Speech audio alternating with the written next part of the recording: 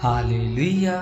स्वागत है आप सबका मेरी भविष्यवाणियों की पुस्तक में। तो आइए हम आज के पवित्र वचन को पढ़ेंगे जो कि परमेश्वर के दास प्रेरित अंकुर यूसुफ नरूला जी के द्वारा लिखा गया है। परमेश्वर की सेवा, जैसा कि यूहन्ना की पुस्तक अध्याय 12 उसकी 26 आयत में लिखा है, यदि कोई मेरी सेवा करे तो मेरे पीछे हो ले, और जहाँ मैं हूँ वहाँ मेरा सेवक भी होगा। यदि कोई मेरी सेवा करे तो पिता उसका आदर करेगा। मेरे प्रियो, सेवा करना सिर्फ प्रेरितों या पास्टरों का काम नहीं है। सेवा एक विश्वासी भी कर सकता है, और जो विश्वासी ये ठान लेता है कि मैं अपने घराने समेत परमेश्वर की सेवा करूंगा, तो वह उन आशीषों को अपने जीवन में आता हुआ देखता है जो एक आम विश्वासी अपने जीवन में आता हुआ नहीं देख सकता। बाइबल में हम यहोशू की पुस्तक अध्याय 24 उसकी 15 आयत में पढ़ते हैं कि यदि यहोवा की सेवा करनी तुम्हें बुरी लगे तो आज चुन लो कि तुम किसकी सेवा करोगे, चाहे उन देवताओं की जिनकी सेवा तुम्हारे पुरखा महानद के उस पार करते थे, चाहे एमोरियों के देवताओं की सेवा करो जिनके देश में तुम रहते हो, परंतु मैं तो अपने घराने समेत यहोवा की सेवा नित करूंगा। यहोशू ने इजरायली लोगों को बोला कि तुमने परमेश्वर के बड़े चमत्कारों को होते हुए देखा है, पर तुम परमेश्वर की सेवा नहीं कर रहे हो। आज तुम चुन लो कि तुम किसकी सेवा करोगे। मैं तो अपने घराने समेत अपने परमेश्वर यहोवा की सेवा करूंगा।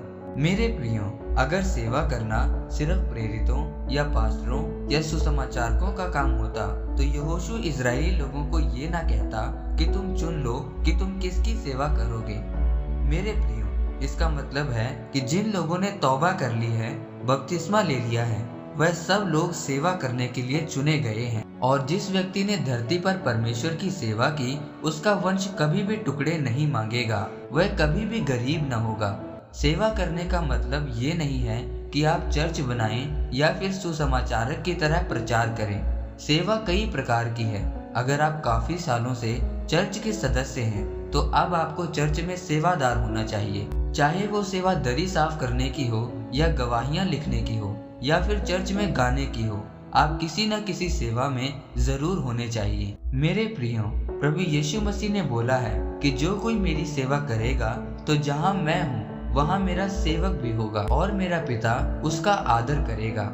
जरा सोचें कि खुद परमेश्वर कह रहा है कि मेरा पिता उसका आदर करेगा। वह आदर किसी भी प्रकार का हो सकता है। इसीलिए जो सेवक सच्ची रीति के साथ परमेश्वर में सेवा करते हैं, उनके खिलाफ जो कुछ मर्जी हो जाए, लेकिन उनका आदर प्रतिदिन बढ़ता ही जाएगा।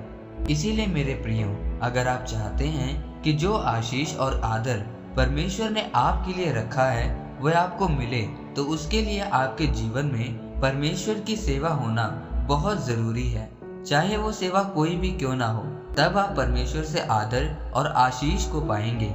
इस वचन के द्वारा परमेश्वर आपको आशीषित करे। आमीन। आइए परमेश्वर के दास के द्वारा लिखे गए इस अंगीकार को आप मेरे साथ एक मन होकर करें। सर्वशक्तिमान परमेश्वर, इस वचन के लिए मैं आपका धन्यवाद करता हूँ। पिता, मैं अंगीकार करता हूँ कि मैं अपने घराने समेत आपकी सेवा करूँगा, ताकि मेरे जीवन से आपके नाम को महिमा मिले।